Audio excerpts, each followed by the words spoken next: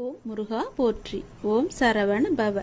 என் அன்பு குழந்தையே, எதிர்பார்த்தது நடக்காத வரை வாழ்க்கை ஏமாற்றமாக தோன்றும். ஆனால் எதிர்பாராத ஒரு நல்ல விஷயம் உன்னுடைய வாழ்வில் நடந்துவிட்டால் அந்த வாழ்வு எவ்வளவு அதிசயமானதாக மாறும். என் குழந்தையே, உன்னுடைய வாழ்வில் அந்த அதிசயங்களை நான் நடத்தி வைக்கப் போகின்றேன். உன்னுடைய வாழ்க்கை அவ்வளவுதானா என்று நினைத்து கொண்டிருக்கும் நேரத்தில், நீ சற்றுமே எதிர்பாராத ஒரு நேரத்தில் உன்னுடைய வாழ்வில் ஒரு அற்புதம் நடந்து எல்லாவற்றையுமே, அதாவது உன்னுடைய கஷ்டங்கள், கடன் பிரச்சனைகள், கவலைகள் என எல்லாவற்றையுமே அது நிச்சயம் மாற்றிவிடும். உன் கண்ணீரில் கரைந்து விட்டது உன்னுடைய கர்ம வினைகள். ஏனென்றால் எவ்வளவு கண்ணீர் தான் வடிப்பாய் என்ற அளவு இல்லாமல் அவ்வளவு கண்ணீரை நீ கரைத்து வைத்திருக்கின்றாய். அதனால்தான் உன்னுடைய கர்மவினை எல்லாமே கரைந்திருக்கின்றது. புன்னகையோடு புண்ணிய பலன்களை அனுபவிக்க நீ தயாராக இரு என் செல்லமே. நீ என்னுடைய குழந்தை. உன்னுடைய மனதில் அவ்வப்போது ஏனோ சிறு சிறு குழப்பங்கள் ஏற்படுகிறது. அப்பா, உன்னை வணங்கிய பின்புதான் பிரச்சனை எனக்கு அதிகமாகிறது என்கின்றாய். உன்னுடைய வாழ்வில் இந்த பிரச்சனை வரும் என்பது விதி. நீ பிறக்கும் போதே எழுதப்பட்டது. ஆனால் இந்த பிரச்சனை வரும்போது நான் உன்னோடு இருக்கிறேனா என்பதுதான் மதி. அதை நீ உணர்ந்து கொள். உன்னுடைய மதியால் உனக்கு பிரச்சனை வரும் நேரம் நான் உன்னோடு இருந்து வழி நடத்தும் பொறுப்பை நான் தந்திருக்கின்றேன். நீ எனக்கு அதற்கான வாய்ப்பையும் தந்திருக்கின்றாய். நானே உன்னை வழி நடத்தி செல்கின்றேன். நீ அதிலிருந்து நல்ல ஒரு அனுபவ பாடத்தை எடுத்துக்கொண்டு அது நிச்சயம் நீ மீண்டு வருவாய். எப்பேற்பட்ட பிரச்சனை வந்தாலும் அது எளிதில் உன்னால் சமாளித்து வெற்றி நடைபோட முடியும். கவலைப்படாதே. நடந்து முடிந்த எதையும் ஒருபோதும் கவனிக்காதே. எதை செய்து முடிக்க வேண்டும் என்பதில் மட்டும் நீ கவனமாக இரு. உன்னுடைய பிரார்த்தனை மற்றும் விரதத்தின் பலனாக உனக்கு தருவதற்கென்று ஒன்று நான் எடுத்து வைத்திருக்கின்றேன். அதை விரைவாக உன்னிடம் கொண்டு வந்து சேர்ப்பேன். அதற்கான சரியான காலம், சூழ்நிலை எல்லாம் உருவாக்கப்பட்டு அது உன் கையில் வந்து சேர்க்கப்படும். உனக்கு எது கிடைக்க வேண்டுமோ அதை யார் தடுத்தாலும் உன் கையில் வந்து சேரும். உன்னுடைய விரத காலங்களில் முன்பை விட இப்பொழுது நல்ல முறையிலேயே உன்னோடு நான் இருப்பதை நீ நிச்சயம் உணர்ந்திருப்பாய். உன்னுடைய எதிர்காலம் பற்றி உன்னுடைய மனதில் அவ்வப்போது சிறு கவலை தோன்றுகிறதல்லவா? அந்த கவலையெல்லாம் இனி கிடையவே கிடையாது. உன் வாழ்க்கை செம்மை பெறப்போகிறது. நடந்து முடிந்ததை பற்றி நினைக்காதே. இனி நடக்கப் போவது உனக்கு நல்லதாகவே இருக்கப் போகிறது. அதில் நீ கவனத்தை செலுத்து. நல்ல மாற்றங்களை நான் தருகிறேன். நல்லது நடக்கும். உனக்கு உள்ள பிரச்சனைகளை பற்றி எனக்கு தெரியாது என்று நினைத்து கொண்டிருக்கிறாய். உன்னுடைய பிரச்சனை என்ன, எப்படி வந்தது, எதனால் வந்தது என எல்லாமே எனக்கு தெரியும். உன் பிரச்சனைகளை நினைத்து நினைத்து உன் வாழ்நாளில் இருக்கும் நிம்மதியை இழந்து நீ தவித்து கொண்டிருக்கிறாய். உன் மனதை ரணப்படுத்தி கொண்டு எரிச்சல் பட்டு வாழ்க்கையையே ரணமாக்கி வைத்திருக்கிறாய். அதை எப்படி சரி செய்வது என்று தெரியாமல் இருண்ட காட்டில் நுழைந்தது போல திக்கிட்டு இருக்கிறாய். இதனால் வாழும் வாழ்க்கையே உனக்கு நரகமாக தோன்றுகிறது. ஒரு விஷயம் உனக்கு பிடிக்கவில்லை என்றால் அதை நீ விட்டுவிடு. விரும்பாமல் ஏற்றுக்கொள்வது சரியல்ல. உனக்கு நீயே செய்யும் தீமை. உனக்கு நீயே வேஷம் போடுகிறாய் என்ற அர்த்தம். உனக்கு அது நிம்மதி தராது. மற்றவர்களுக்கும் நிம்மதி இல்லாத சூழலை உருவாக்கும். அதை விட்டு நகன்று விடுவதுதான் சிறந்தது உனக்கு. அமைதியாய் போவதில் தவறு இல்லை. ஆனால் அந்த அமைதியை ஏற்க முடியாமல் சில பேர் இருப்பார்கள். காரணம், உன்னிடம் பேசி பழகிவிட்டார்கள். அவர்களுக்கு அது ஏற்றுக்கொள்ளக்கூடியதாக இருக்காது. அவர்கள் செய்யும் சில விஷயங்கள் வருத்தத்தை ஏற்படுத்தியது என்றால் மனம் வருந்தாமல் அமைதியாக நீ விலகிவிடு. அவர்களுக்கு நீ விட்டு சென்றதாக தோன்றும். உண்மையான காரணத்தை அவர்களுக்கு நீ உணர்த்த வேண்டுமென்று அழையாதே. உன்னை புரிந்தவர்களாக இருந்தால் அது அவர்களுக்கு தெரியும். அவர்கள் செய்த தவறு என்ன, எதற்காக நீ அமைதியாக இருக்கிறாய் என்று. இதையெல்லாம் ஒரு விஷயமாக எடுத்துக்கொண்டு நீ கலங்காதே. அதை மற்றவர்களிடம் கோபமாய் வெளிப்படுத்துகிறாய். அப்படி அவர்கள் என்ன செய்தார்கள்? கோபத்தையும் எரிச்சலையும் விடு. உன்னை காயப்படுத்தினது நியாயமில்லைதான். அதற்காக அந்த கோபத்தை மற்றவர்களிடம் காண்பிப்பது மிகவும் தவறு. நிம்மதியுடனும் சந்தோஷத்துடனும் வாழ அதற்கான எல்லா முயற்சியிலும் உன்னை நான் ஈடுபடுத்தி செய்ய வைப்பேன். நானே துணை நின்று உன்னை காப்பேன். நீங்கள் வாழ பிறந்திருக்கிறீர்கள். வாழ்வை அனுபவித்து வாழ வேண்டும். அதற்கு தடையாக உள்ள கஷ்டங்களையும் பிரச்சனைகளையும் வேறு விதமான சூழல்களையும் நீக்கி எல்லாவற்றிலும் சம்பூர்ணமாக வாழ வேண்டும் என்பதே இந்த அப்பாவின் விருப்பம். அப்பாவின் விருப்பம் உங்கள் வாழ்க்கையில் நடைமுறைக்கு வர வேண்டும் என்றால் அப்பா உங்கள் மனதில் இருக்க வேண்டும். அப்பா என் மனதில் இருப்பதை எப்படி அறிந்து கொள்வது என நீ கேட்கலாம். எந்த மனதில் அமைதியும் சாந்தமும் நிலவுகிறதோ, எந்த மனம் எப்போதும் அன்பினால் நெகிழ்கிறதோ, எந்த மனம் எப்பொழுதும் பொறுமை காக்கின்றதோ, எந்த மனம் அனைத்தையும் சகித்து கொண்டு போகிறதோ அந்த மனதில்தான் அப்பா முழுமையாக இருக்கிறார். சில நேரங்களில் கஷ்டம் கலங்கச் செய்யும், வேதனை திகைக்க வைக்கும், பிரச்சனைகள் மூழ்கடிப்பது போல தெரியும். ஆனால் திகைக்கக்கூடாது. எதையும் முன்ஜென்மத்து வினை என எடுத்துக்கொண்டு இனி வரும் நாட்களில் நாம் நன்றாக இருப்பதற்காக இந்த நிலையை அப்பா தருகிறார் என ஏற்றுக்கொள்ள வேண்டும். மனநிலை மற்றும் மாறுதல்களுக்கு மௌன சாட்சியாக இருப்பவன் இறைவன். அப்பா எனக்கு எதையும் செய்யவில்லை என கதறி அழுத நாட்கள் உண்டு. அழுத நாட்கள் எல்லாமே முடிந்து போகும். ஆனந்தமான காலம் உங்களுக்காக காத்திருக்கிறது. மரம் இலைகளை உதிர்க்க ஆரம்பித்து மொட்டையாகி நின்றால் மரம் பட்டுவிட்டது என நாம் கதறுவது கிடையாதே. இது இலையுதிர்காலம், இனி வசந்த காலம் வரும் என்பதை நினைத்து நாம் காத்திருப்போம் இல்லையா? அப்படியேதான் உங்களுடைய வாழ்க்கையும். இந்த துன்ப நாட்கள் எல்லாமே முடிவுக்கு வரும். முடிவுக்கு வந்து உங்களுக்கு இன்பம் சேரப்போகிறது. அன்றைக்கு நீங்கள் தகுதியாக இருப்பதற்கு இந்த கஷ்டம் என்ற பயிற்சி உங்களுக்கு அளிக்கப்படுகிறது. அப்பா எப்படி முழுமையானவரோ அப்படியே நீங்கள் முழுமையான தன்மை உடையவர்கள். அவரே முழுமையை நோக்கி உங்களை அழைத்து செல்வார். எதை பற்றியுமே நீ கவலைப்படாதே. உன்னோடு நான் எப்போதுமே இருப்பேன். உன் பிரச்சனைகளை நான் தீர்த்து வைக்கிறேன். எதை பற்றியுமே நீ கவலைப்பட்டு கொண்டே உன்னுடைய வாழ்வை நீ இழந்து விடாதே. இந்த உலகமானது எப்படி வேண்டுமானாலும் மாறலாம். மனிதனாகனவன் எப்படி வேண்டுமானாலும் மாறலாம். எந்த நொடி வேண்டுமானாலும் மாறலாம். உங்கள் மீது நீங்கள் நம்பிக்கை வையுங்கள். வாழ்க்கை எந்த நொடியிலும் மாறும். மனிதர்களிடம் நீங்கள் கவனமாக இருங்கள். எப்போது மாறுவார்கள் என்று யாருக்கும் தெரியாது. நம்மை நாமே பெரிதாக எண்ணிக்கொண்டு அகந்தை கொள்வது கூடாது. சாதாரணமானவர்களாக நம்மை கருதும் போதுதான் நம்மிடம் கருணையும் பணிவும் நல்ல சிந்தனையும் வெளிப்படத் தொடங்கும். எல்லா ஆற்றல்களும் மனிதனுக்கு இயல்பிலேயே இருக்கின்றன. ஆன்மீகத்தின் உதவியால் தடைகளை போக்கி நாம் நிறைநிலையை அடைய வேண்டும். ஆன்மீகத்தின் உதவியால் தீயவர்கள் கூட மகானாக முடியும். இந்த உலகம் இறைவனுக்கு சொந்தமானது. உலக பொருட்களில் எல்லாம் அவரே இருக்கின்றார். இந்த கோணத்தில் பார்க்க தொடங்கிவிட்டால் நம் மனம் உயர்வு பெறும்.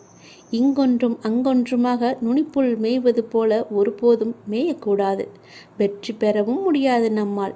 எல்லாவற்றையுமே முழுமையாக ஆராய்ந்து அதிலேயே ஈடுபட வேண்டும். கன நேரம் இன்பமாக ஏதோ ஒன்று கிடைக்கலாம். ஆனால் அத்துடன் எல்லாம் முடிந்துவிடும். நம்முடைய இன்பமானது தொடர்ந்து நிலைத்து இருக்கும்படி செய்ய வேண்டும். ஒவ்வொரு நேர்மையான செயலும் அதற்குரிய வெகுமதி தர காத்து கொண்டிருக்கிறது. உணர்ச்சி வசப்பட்டால் முடிவெடுக்க முடியாமல் தடுமாற நேரிடும். உணர்ச்சி வசப்பட்டால் எல்லாமே ஒரு நொடியிலே மாறிவிடும். அதனால் எது செய்தாலும் பொறுமையாக நிதானமாக யோசித்து செய்யுங்கள். கடந்ததை பற்றி வருந்தவோ வருவது பற்றி கற்பனை செய்யவோ வேண்டாம். முயற்சிக்குரிய பலன் ஒருவனுக்கு நிச்சயம் கிடைத்தே தீரும். எதை கண்டுமே நீங்கள் எரிச்சல் படாதீர்கள். எல்லாவற்றையுமே நீங்கள் ஒரு அனுபவ பாடமாக எடுத்துக்கொள்ளுங்கள். நமக்கு எது நடந்தாலும் இது ஒரு அனுபவம் என்று எண்ணிக்கொள்ளுங்கள். மனசாட்சிக்கு கட்டுப்பட்டு நடந்தால் உங்களுடைய வாழ்வு நலம் பெறும். மனம் என்பது கடவுளின் கையில் ஒரு கருவியாக இருக்க வேண்டும். கடவுள் விரும்பும் வழிபாடு உழைப்பு ஒன்றுதான். அவருடைய விருப்பத்தை நாம் பூர்த்தி செய்ய வேண்டும். கடவுள் நம்பிக்கை ஒன்றே மனிதனுக்கு உண்மையான உதவி. கடவுளின் விருப்பப்படி நடக்கட்டும் என எல்லாவற்றையுமே விட்டுவிடுங்கள். உங்கள் தலைகளில் நீங்கள் பாரத்தை ஏற்றிக்கொள்ளாதீர்கள். உங்களுக்கு இன்று நடப்பது எல்லாமே அவருடைய விருப்பப்படிதான் நடக்கின்றது. அவர் விரும்பாமல் எதுவும் உங்களுக்கு நடக்காது. அதனால் அவர் விருப்பப்படி வருவதை அவருடைய போக்கிலேயே விட்டுவிடுங்கள். கடவுளிடம் எல்லாம் நன்றாக இருக்க வேண்டும் என்று பிரார்த்தனை செய்யுங்கள். எல்லாம் உங்கள் இஷ்டப்படியே நடக்கட்டும் என்று அவரிடம் விட்டுவிடுங்கள். நீங்கள் எது செய்தாலும் எனக்கு நன்மையாக மட்டும்தான் இருக்கும் என்று அவர் மீது நீங்கள் நம்பிக்கை கொள்ளுங்கள். மற்ற எல்லாவற்றையும் அவரே பார்த்து கொள்வார். நீங்கள் பயமின்றி நிம்மதியாக கவலைப்படாமல் சந்தோஷமாகவே இருக்கலாம். எனக்கென்று யாருமே இல்லையே, நீங்களும் இருக்க மாட்டீர்களா அப்பா என்று என்னிடமே நீ கேட்கிறாய். உனக்கு யார் இல்லை? எல்லோருமே இருக்கிறார்களே. நீதான் அவர்களை புரிந்து கொள்ளவில்லை. யார் என்று சொல்கிறேன் தெரியுமா? அந்த கடவுளை தான் சொல்கிறேன். உனக்காக அம்மாவாக அந்த அம்மன் இருக்கிறார். அப்பாவாக அப்பன் ஈசன் இருக்கிறார். குருவாக நானும் இருக்கிறேன்.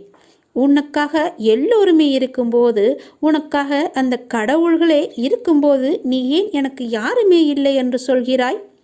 உன் கவலையை போக்க அந்த படைத்த இறைவன் எங்களுக்கு தெரியாதா? உன் பிரச்சனை என்ன என்பது எங்களுக்கு தெரியாதா? உன் பிரச்சனையை கேட்பதற்கு எவரும் இல்லை என்று நீ கவலைப்படாதே. உங்களுக்காக உனக்காக நாங்கள் எல்லோருமே இருக்கிறோம். எந்த பிரச்சனையாக இருந்தாலும் சரி, எங்களிடம் சொல். உடனே நாங்கள் தீர்வு கொடுக்கிறோம். உனக்காக, என்னுடைய குழந்தைகளுக்காக நாங்கள் எது வேண்டுமானாலும் செய்வோம். உன்னை படைத்தது யார் என்று நினைக்கிறாய்? உன்னை படைத்தது நாங்கள்தான். எங்களுக்கு தெரியாதா? நீ எங்கு, எப்போது, எப்படி பிறக்க வேண்டும், யார் வயிற்றில் பிறக்க வேண்டும், யார் உனக்கு அப்பாவாகவும் அம்மாவாகவும் இருக்க வேண்டும் என்று எங்களுக்கு தெரிந்துதான் நான் உன்னை படைத்தேன். நாங்கள் உங்களுக்கு செய்வது எல்லாமே நன்மையாகத்தான் இருக்கும். அதனால்தான் இவர்களுக்கு உன்னை பிள்ளையாக படைத்தேன். இப்போது நடந்தது, இதற்கு முன்பு நடந்தது, இனிமேல் நடக்கப் போவது எல்லாமே எங்களுக்கு தெரிந்துதான் நடக்கிறது என்பதை நீ ஏன் மறந்துவிட்டாய்? உன்னுடைய கவலைகளை பற்றி எங்களுக்கு தெரியாதா? உன்னுடைய பிரச்சனைகள் எல்லாமே தீரும் நேரத்தை நீ நெருங்கிவிட்டாய். நீ இதுவரை அனுபவித்தது பூர்வ ஜென்ம, முந்தைய ஜென்ம கர்மாவின் பலன்தான். மிச்சம் இருந்தது, அது இப்போது முழுவதுமாகவே தீர்ந்துவிட்டது. இன்னும் நான் உனக்கு நிறையவே கொடுக்கப் போகிறோம். அதை பெறுவதற்கு நீ தயாராக இரு. என்ன கஷ்டத்தை கொடுக்கப் போகிறீர்களா என்றுதானே நீ கேட்கிறாய்? அவ்வளவு சோதனைகளை நீ தாங்கி இருக்கிறாய். அவ்வளவு பிரச்சனைகளை நீ பார்த்து இருக்கிறாய். கவலைப்படாதே. இனி வருவது உனக்கு பிரச்சனை அல்ல, உனக்கு கவலையும் அல்ல, உனக்கு சந்தோஷம்தான். உன்னுடைய பிரச்சனைகள் எல்லாமே முடிந்து விட்டது. அதற்கு தீர்வும் நீ கண்டுவிட்டாய். இனி நடக்கப் போவது எல்லாமே உனக்கு ஜெயமாகவே இருக்கும், சந்தோஷமாகவே இருக்கும். நீ கேட்டது அனைத்துமே உங்களுக்கு கிடைக்கும். நீ எதிர்பார்த்தபடியே உன்னுடைய வாழ்க்கை நிச்சயமாகவே அமையும். என் வார்த்தையை நம்பு. உன்னை நான் படைத்தேன். ஒவ்வொரு கர்ம வினையும் நீ தீர்க்கும் பொழுது உன்னை நான் என்னுடைய திருச்செந்தூருக்கு அழைத்தேன்.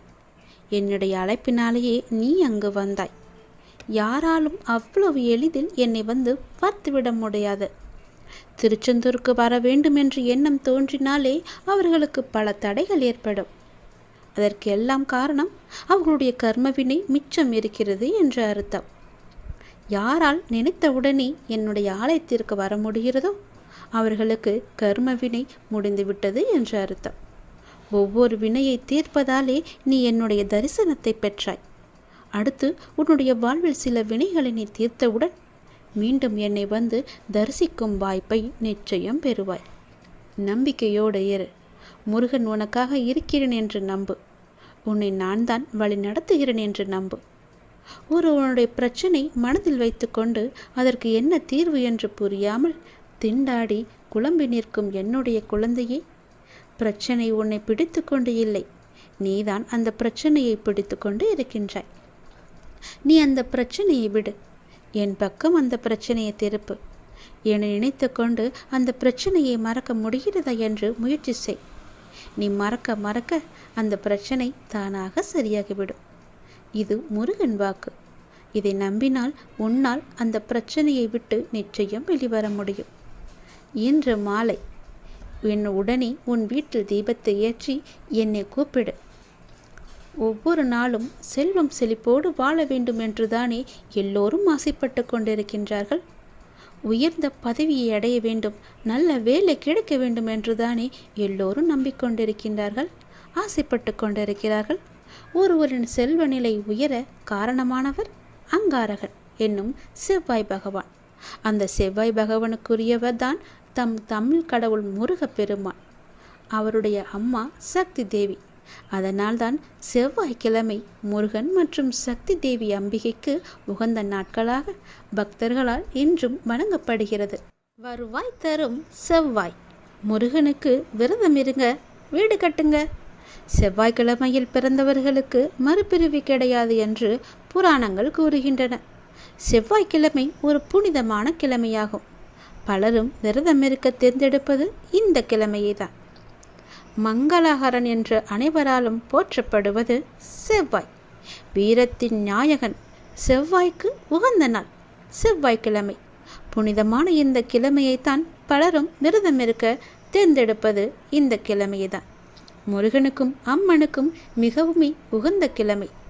தமிழ்நாட்டில் செவ்வாய்க்கிழமையில் சுப நிகழ்ச்சிகள் நடத்துவதில்லை, பொருட்கள் வாங்குவதில்லை என்று எல்லோருமே ஒரு வழக்கம் வைத்திருக்கிறார்கள்.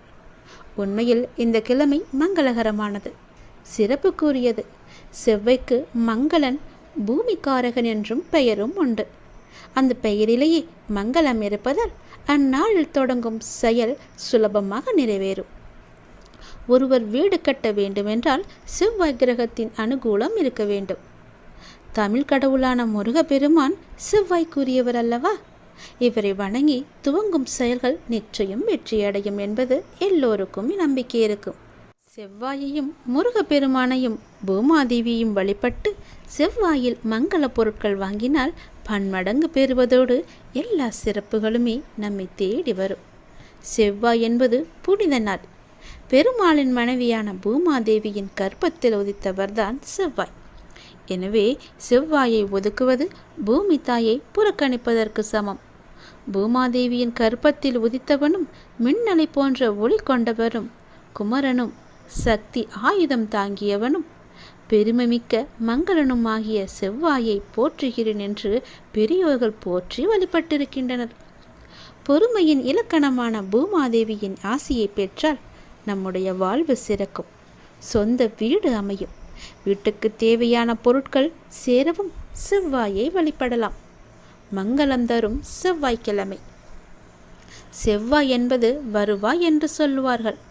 செவ்வாய்க்கிழமை அன்று மட்டும் நமது வேண்டுதலை எந்த தெய்வத்திடம் வைத்தாலும் அந்த வேண்டுதலை உடனே நிறைவேற்றி கொடுக்குமாம் நம்முடைய கடவுள். இந்த நாளில் மங்கள பொருட்களை வாங்குவதும் சுப நிகழ்ச்சி நடத்துவதும் நம்மை சுமக்கும் பூமி தாய்க்கு நாம் நன்றி கடன் செலுத்துவதாகும். செவ்வாய்க்கிழமை பிறந்தவர்கள் வம்பு சண்டைக்கு போக மாட்டார்கள், வந்த சண்டையை விடவும் மாட்டார்கள். இந்த கிழமையில் பிறந்தவர்களுக்கு மறுபிறவி கிடையாது என்று புராணங்களே கூறுகின்றன. ஜாதகத்தில் செவ்வாயின் பலத்தை பொருத்தி நீதிபதிகள், இராணுவ தளபதிகள், காவல்துறையினர், பொறியியல் வல்லுநர்கள், அரசியல் தலைவர்க்குரிய செல்வாக்கு அமையுமா. இரத்தத்திற்கு செவ்வாயே அதிகாரி. இரத்த ஓட்டம் ஆரோக்கியத்திற்கு அடிப்படையாக உள்ளதல்லவா? செவ்வாயை வழிபட்டால் இரத்த அழுத்தம், உஷ்ணம், கோபத்திலிருந்து நிச்சயம் விடுதலை பெறலாம். செவ்வாய்க்கிழமைக்கு என்று ஒரு வேகம் உண்டு.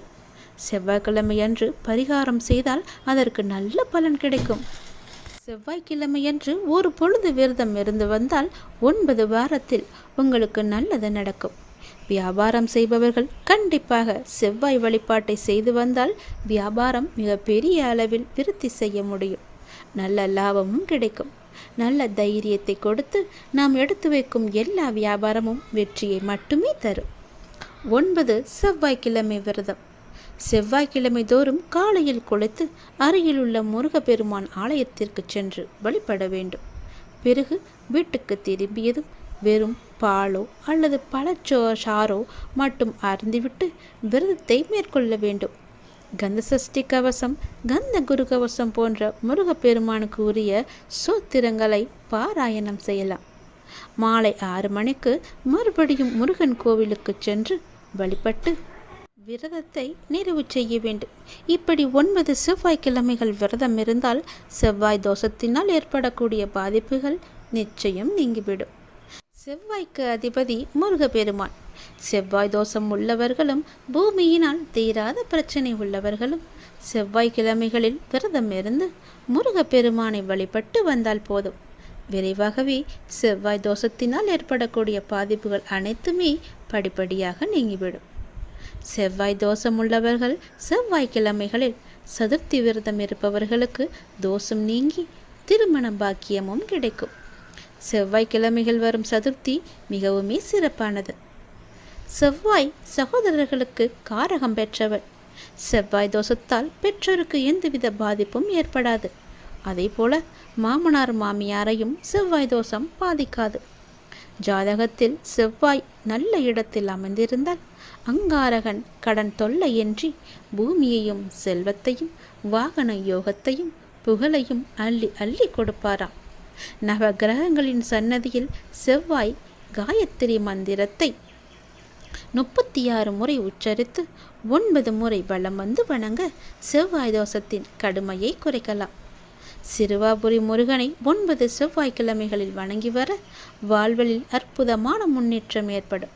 நிலம் வாங்கி வீடு கட்டும் கனவு நிஜமாகும். சிலர் சொந்த மனையை கூட வாங்கலாம்.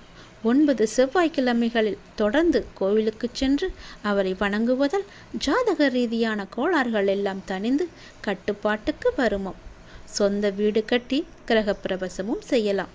முருகப்பெருமானை கிருத்திகை செவ்வாய்க்கிழமைகளில் விரதம் இருப்பதால் வருவாய் அதிகரிக்கும். குடும்பத்தில் அமைதி கிடைக்கும். மன நிம்மதி என அனைத்துமே தேடி வரும். செவ்வாய்க்கிழமை என்றாலே முருகனுக்கு உரிய நாள்தானே. அதனால் செவ்வாய்க்கிழமைகளில் முருகனை வழிபாடு செய்யுங்கள். அவருக்காக விரதம் இருப்பதற்கும் மிக சிறந்த நன்னாள் அது. கிருத்திகை நட்சத்திரமும் செவ்வாயும் இணைந்து வருவது மிகவுமே சிறப்பானது. ஒருவரின் செல்வ நிலை உயர காரணமானவர் யார்? அங்காரகன் தானே. அங்காரகன் என்னும் செவ்வாய் பகவான் அந்த செவ்வாய் பகவானுக்குரியவர்தான் தம் தமிழ் கடவுள் முருகன். ஆகவே செவ்வாய் என்பது முருகப்பெருமானின் அருளை நாம் வீடு தேடி பெற்று வர வேண்டிய மிக சிறந்த நன்னாள். அதனால் முருகனை வணங்குவோம். முருகனை போற்றி போற்றி என்று சொல்லிக் கொண்டே இருப்போம்.